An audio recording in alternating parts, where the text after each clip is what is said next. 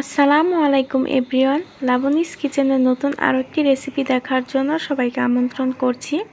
আমার আজকের রেসিপিটি হচ্ছে চিকেন পেঁয়াজু।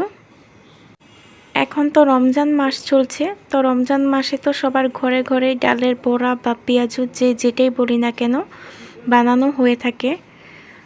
তো এক খাবার সবসময় ভালো লাগে না, একটা একঘেয়েমি চলে আসে।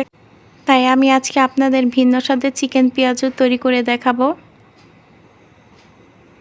খুব কম সময়ে এবং ঘরোয়া উপকরণে চিকেন পেঁয়াজুটা তৈরি করে নিতে পারবেন আপনারা। একবার ট্রাই করে দেখুন, চিকেন পেঁয়াজুটা খেতে কিন্তু অসম্ভব মজাদার হয়ে থাকে। তো আশা করছি আমার আজকের পুরো রেসিপিটি আপনাদের কাছে ভালো লাগবে। ভালো লাগলে একটি লাইক দিতে ভুলবেন, আর চাইলে আমার চ্যানেলটি সাবস্ক্রাইব করে নিতে পারেন। এখানে আমি হাড় ছাড়া মুরগির বুকের মাংস নিয়েছি, ভালোভাবে পরিষ্কার করে ধুয়ে। এই তো মাংসগুলো কিন্তু পাতলা স্লাইস করে কেটে নিতে হবে। এই তো এরকমটা হবে পিসগুলো।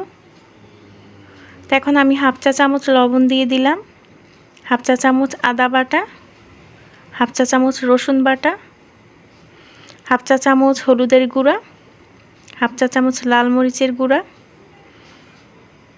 হাফ চা চামচ জিরার গুঁড়া, আর হাফ চা চামচ গরম মশলার গুঁড়া। এখন দিয়ে দিলাম গোলমরিচের গুঁড়া হাফ চা চামচ, আর দিয়ে দিচ্ছি 1 চা চামচের মতো লেবুর রস।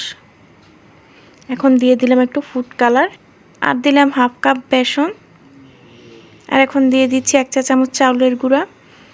তো এখন সবগুলো উপকরণ ভালোভাবে হাত দিয়ে মিশিয়ে নিব।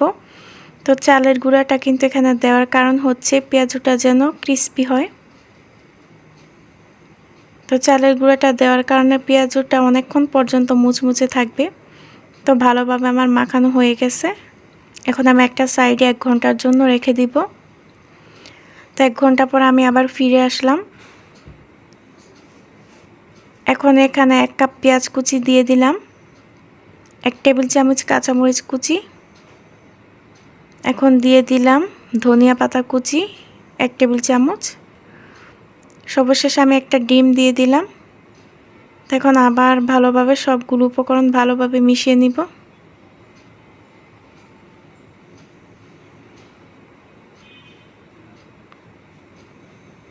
তো এখানে কাঁচা পেঁয়াজটা দেওয়ার কারণে কিন্তু মিশ্রণটা একটু নরম হতে পারে। তো আপনারা চাইলে আরেকটু বেসন দিয়ে নিতে পারেন। এই তো আমার ব্যাটারটা এরকম হয়েছে। তো আমি চুলাতে আগে থেকে একটা প্যান বসিয়ে দিছি তেল দিয়ে।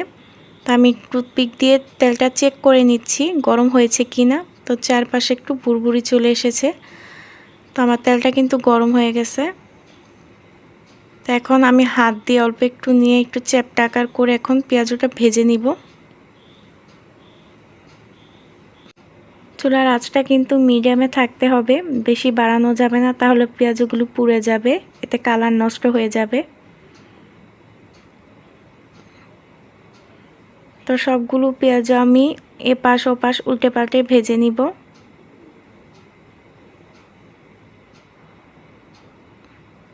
আশা করছি আমার আজকের রেসিপিটি আপনাদের কাছে ভালো লেগেছে। পেঁয়াজের কালারটা যখন ব্রাউন কালার হয়ে আসবে তখন আমাদের বুঝে নিতে হবে যে ভাজাটা পুরো পারফেক্ট হয়েছে। তো পেঁয়াজটা ভাজতে আমার প্রায় 8 মিনিটের মতো লেগেছে।